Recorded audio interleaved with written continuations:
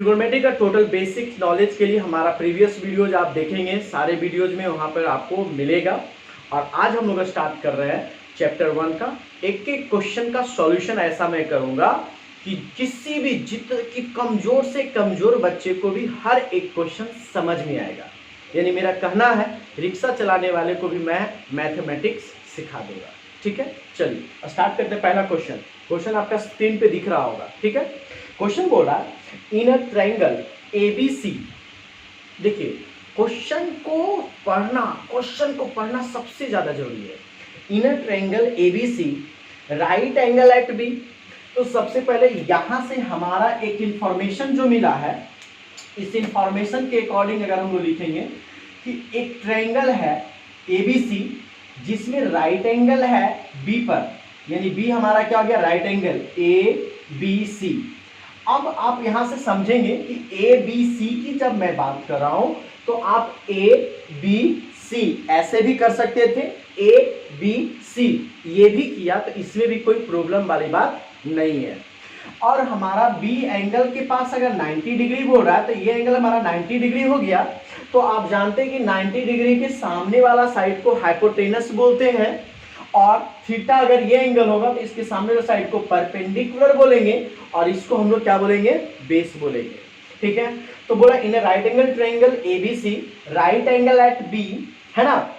और AB is equal to हम लोग को कितना दिया हुआ है, तो AB is equal to 24 centimetre and BC is equal to 7 centimetre. Then find determine the value of, आपको क्या दिया हुआ है, साइन A, है ना, साइन A, कॉस A, है ना, उसका दिया sine C and cos C। तो देखिए हमारा जब आप पीछे वाले वीडियोज में देखेंगे तो मैं बहुत अच्छे से समझाया हूं कि एंगल चेंज होने पर इसका परपेंडिकुलर और बेस हमारा चेंज होता है। मैंने बहुत सारे वीडियोज में समझाया है, तो जब आप वहां पर देखेंगे तो समझेंगे। लेकिन ये क्वेश्चन को बनाने के लिए देखिए, अगर ऐसा क्वेश्चन हो तो एक बच्चा, हम आपको बता रहे हैं उसके बाद आप बना रहे हैं, ये तो अलग बात है, लेकिन इसके पहले एक कोई स्टूडेंट कैसे इस क्वेश्चन को बनाने के लिए सोच सकता, ये मेरे को डेवलप करना। मैं आपको इंडिपेंडेंट बनाऊंगा, डिपेंडेंट नहीं बनाऊंगा कि सर का वीडियो जाएगा तब हम क्वेश्चंस बनाएंगे। एकदम बिल्कुल ऑल ओवर इंडिया में बैठे हुए बच्चे या इंडिया से बाहर बैठे हुए बच्चे ट्रिगोनोमेट्री सीख सकते हैं। ठीक है ना, मैं बाइलिंगुअली यूज कर दूंगा। ठीक है, बाइलिंगुअली मैं पढ़ा दूंगा कि किसी को भी समझ में आ रहा है। क्वेश्चन हमारा यही है कि in right angle triangle ABC right angle at B the side AB is equal to 24 centimeter and BC is equal to 7 centimeter. Then find the value of sin A, cos A, sin C and cos C. You have to find what are the difference value, है ना। Angle का change होने पर ये दोनों के बीच में क्या डिफरेंसेस हमारा आता है, ये चीजें हम लोग को क्या करना है, कैलकुलेट करना है। तो चलिए सबसे पहले एग्जामिनेशन का फॉर्मेट, अगर आप इस क्वेश्चन को बनाने का दो चीजें होती है, एक आप कॉम्पिटिटिव पॉइंट ऑफ व्यू से बनाएंगे और एक आप बनाएंगे एग्जामिनेशन पॉइंट ऑफ व्यू से, जो आपका बोर्ड डिमांड करता है। तो बोर्ड में बनाते हैं, अभी हम लोग बोर्ड की तैयारी कर रहे हैं, और बोर्ड को बताने के बाद कंपटीशन में इस क्वेश्चंस को कैसे बनाएंगे, वो दोनों मेथड मैं डील करता चला जाऊंगा। ठीक है, चलिए सबसे पहले आराम से आप यहाँ पर इंफॉर्मेशन देंगे, गिवन फ्रॉम क्वेश्चन आप इंफॉर्मेशन दीजिए। ठीक है ना, एग्जामिनर को समझाइए कि क्वेश्चन से हमें क्या गिवन है। ठीक है ना, given from question ABC is a right angle triangle, है ना, such that angle B is equal to 90 degree, AB is equal to 24 centimetre and BC is equal to 7 centimetre. ये आपको दे दिया। आपने इतना सा इंफॉर्मेशन और ये बनाया तो ये क्वेश्चन का एक बहुत अच्छा फ्रेमिंग बन पाया, है ना, बहुत अच्छा फ्रेमिंग हुआ। अब आपका रिक्वायरमेंट क्या है, अगर आप साइन ए निकालना चाहते हैं तो साइन में पी और एच का जरूरत होता है। क्या इस ट्रायंगल में आपका एच निकला हुआ है? नहीं। तो हम लोग यहां पर से हाइपोटेनस को कैलकुलेट करेंगे। तो हाइपोटेनस को कैलकुलेट करने के लिए हम लोग पाइथागोरस थ्योरम का यूज करते हैं। किसका यूज करेंगे? पाइथागोरस थ्योरम का यूज करेंगे।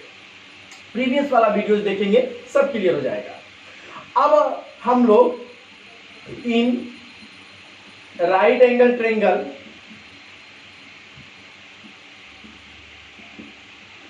ABC, right angle triangle ABC लिखेंगे AC is equals to root under AB square plus BC square. एकदम आराम से समझिए, आप आराम से समझिए। AC is equals to AB square plus BC square. अब देखिए कि AB का कितना होता है? 24 का स्क्वायर हो जाएगा, BC का 7 का स्क्वायर हो जाएगा, तो 24 कितना होता है? अब 24 का स्क्वायर कितना होता है? तो 500 देखेंगे, 500 कितना होता है? देखो 25 का स्क्वायर कितना होता है? तो 625 होता है, और 7 तो 500, 16 4 चौक 16 तो होगा, 6 होगा, और 9 6 यानी 526। अगर हम लोग देखते हैं, अगर कैलकुलेट करेंगे 526 या 576, ये हम लोग देख सकते हैं।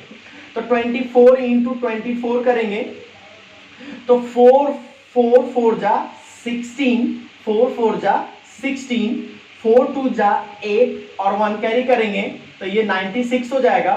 4 2 जा 8 और 2 2 जा 4, ये हो गया आराम से। ये हो गया 6, 9 और 8 7 है ना, और ये कितना हो जाएगा? 576। एक्चुअली देखिए यहाँ पर इसका वैल्यू हम लोग ना याद भी करके रख सकते हैं, हमारा मेथड बहुत फास्ट होता है। लेकिन हम लोग इसको कैलकुलेट करके मैंने आपको दिखाया कि चलो इसका स्क्वायर निकाला, ये 576 हो गया, प्लस इतना मैंने इसका 7 का स्क्वायर करूंगा तो 49 हो जाएगा। मैं इसको मिटाता हूँ, ठीक है। अब अगर इसको मैं ऐड करता हूं तो ये हमारा 625 होगा, तो इसका वैल्यू हमारा निकल गया 25, यानी ये वाला वैल्यू हमारा कितना हो गया? 25। जब 25 अगर हो गया तो एक चीज मैं बता चुका हूं कि देखिए कि यहां पर कभी भी किसी भी चीज का, जैसे अभी तो हम अगर यहां पर इसका लेंथ यूज करेंगे तो सेंटीमीटर अगर गिवन है, अगर हमारा क्वेश्चन से सेंटीमीटर गिवन है तो सेंटीमीटर तो मैं लिखूंगा, सेंटीमीटर में लिखूंगा, यहां भी सेंटीमीटर में लिखूंगा। लेकिन जैसे ही हमें ट्रिगोनोमेट्री रेशियो यानी क्वेश्चन पहला बोल रहा कि साइन ए का वैल्यू क्या होगा, तो साइन ए का वैल्यू आप जानते हैं कि P/H होता है। तो साइन ए मतलब इस एंगल की बात करेंगे तो इस एंगल के अपोजिट वाले साइड को परपेंडिकुलर बोलेंगे और ये हाइपोटेनस। तो साइन ए का अगर वैल्यू बात करेंगे तो मैं लिखूंगा 7। अब 7 P/H तो 7 अपॉन अगर मैं 25 लिखता हूं तो सेंटीमीटर है, तो इसके लिए हम लोग एक के यूनिट मान लेते हैं कि अगर AB इक्वल टू 25 सेंटीमीटर, अगर आप सेंटीमीटर लिखते हैं और सेंटीमीटर लिखते हैं तो ये कैंसिल आउट हो जाता है। तो ये कितना हो जाता है? साइन ए का वैल्यू कितना हो जाएगा? 7/25 यूनिट को रिप्रेजेंट किया। अगर मान लेते हैं कि हमारा क्वेश्चन इसमें बोल रहा है कॉस ए की जब बात कर रहा है तो ये कितना होता है? B/H। तो B/H होता है, तो B का वैल्यू कॉस ए के लिए B हमारा कितना है? 24 और H मेरा कितना है? 25। तो 24 अपन अगर 25 करते हैं तो ये मेरा वैल्यू अगर देता है कट कर कितना जाएगा? अगर सेंटीमीटर देंगे सेंटीमीटर कैंसिल आउट हो जाएगा, 24/25 हो जाएगा, ठीक है ना। 24/25 हो जाएगा। डिटेल्स में समझने के लिए अब मैं इसको मिटाता हूं। अब देखिए अगर अब हमसे बोलता है, इसी क्वेश्चन का दूसरा पार्ट बोलता है कि अगर मान लीजिए साइन सी, तो साइन सी का वैल्यू P/H ही होता है। लेकिन जब हमारा एंगल सी ये बना तो इसके सामने वाला साइड परपेंडिकुलर होगा, ये हाइपोटेनस होगा और ये हमारा क्या हो जाएगा? बेस। जब ए था तब परपेंडिकुलर ए, जब सी था तो परपेंडिकुलर हमारा क्या हो जाएगा? ये। तो sine C is equal to P/H, तो P का वैल्यू यहाँ पे कितना है? 24 अपॉन कितना जाएगा? 25। ये हमारा रेशियो निकल गया।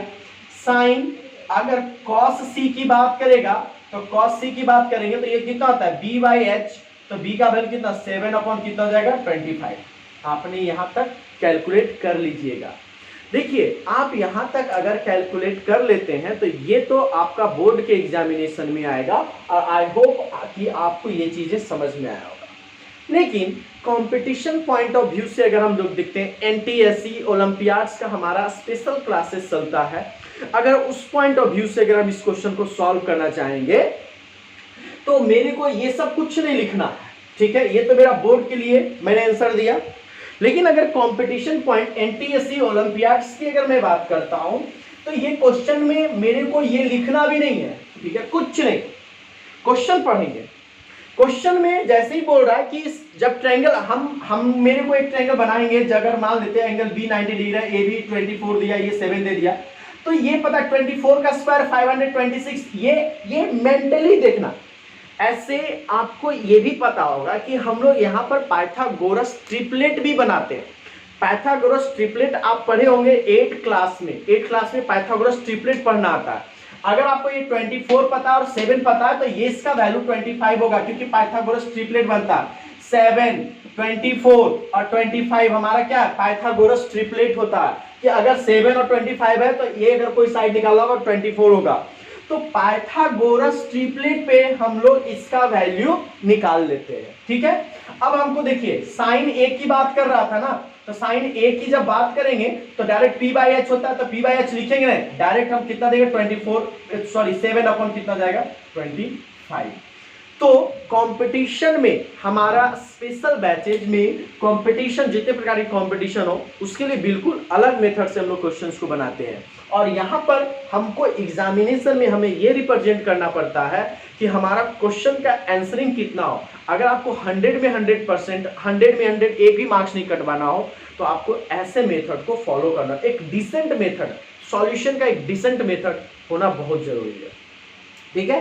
चलिए अब हम लोग दूसरा क्वेश्चन देखते हैं, क्वेश्चन नंबर 2 आपको दिख रहा होगा बोर्ड पे, ठीक है। क्वेश्चन नंबर 2 में बोला कि एक्चुअली एक डायग्राम है। अब देखिए कोई एक स्टूडेंट का पॉइंट ऑफ व्यू से मैं बता रहा हूं कि इस क्वेश्चन को आप कैसे सॉल्व करेंगे, एक क्वेश्चन को कैसे सॉल्व करेंगे। एक ये डायग्राम आपका बना हुआ है पी क्यू आर, ये दिया हुआ है 12 सेंटीमीटर, ये दिया हुआ है 13 सेंटीमीटर, है ना। अब हमें बोल रहा है कि tan p find the value of tan p minus cot p। देखिए क्वेश्चन हमें बोला tan p minus cot p का वैल्यू हमसे पूछ रहा है, ठीक है ना। tan p minus cot r का वैल्यू पूछ रहा है, किसे बोला cot r का वैल्यू पूछ रहा है। अगर हमें ये बोर्ड में बनाना है तो ऑब्वियसली यही मेथड यूज करेंगे, गिवन फ्रॉम फिगर। हम यहाँ पर अब देखिए यहाँ पर डायग्राम यूज करेंगे, गिवन फ्रॉम हम क्वेश्चन भी बोल सकते थे, लेकिन हम लोग ये बोलेंगे कि एकदम सटीक, एकदम आंसर कैसे।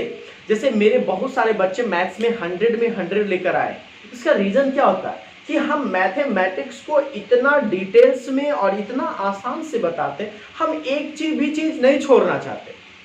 हम अगर देखिए पहले वाला क्वेश्चन में मैंने बोला गिवन फ्रॉम क्वेश्चन, दूसरे वाला क्वेश्चन में मैं बोला गिवन फ्रॉम डायग्राम या गिवन फ्रॉम फिगर, क्योंकि क्वेश्चन ही बोल रहा है कि अकॉर्डिंग टू द फिगर, ठीक है।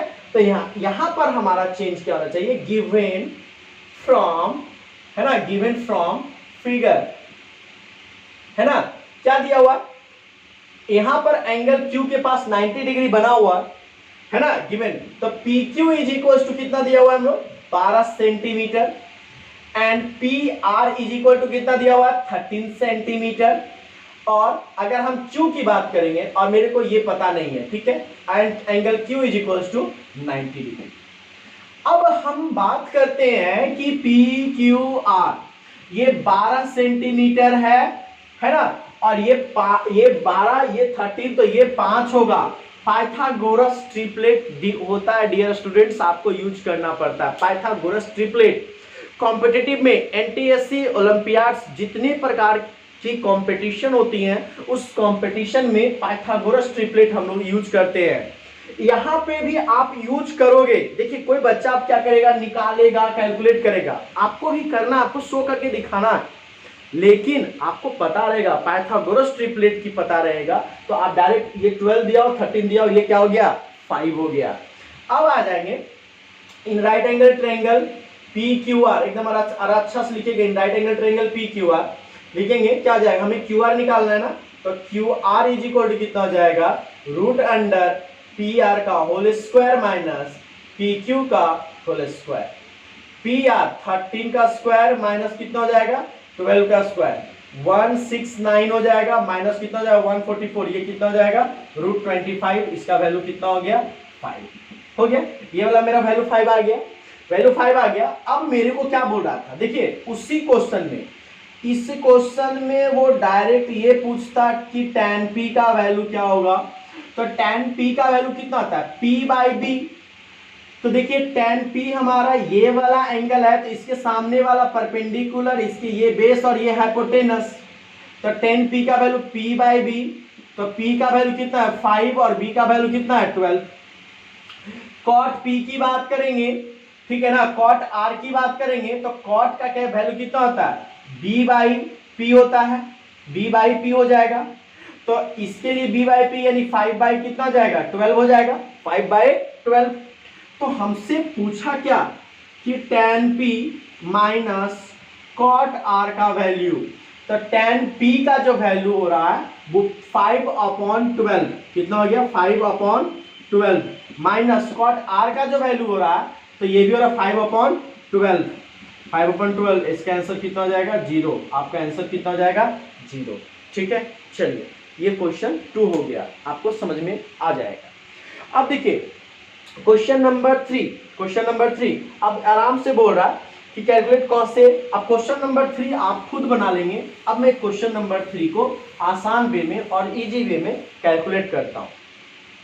अगर मेरे को दिया हुआ है sine a is equals to 3/4, उसका बोला determine the value of, board पे आपको क्वेश्चन दिख रहा होगा, आपको स्क्रीन पे क्वेश्चन दिख रहा होगा, है ना, क्योंकि बोला calculate the cos a and tan a। जैसे ही आपको साइन a का वैल्यू दिया हुआ है 3/4, तो इससे आपको मैंने बताया था कि ट्रिगोनोमेट्री में साइन का अगर वैल्यू दिया हुआ है तो ये दो साइड का रेशियो गिवन होता है।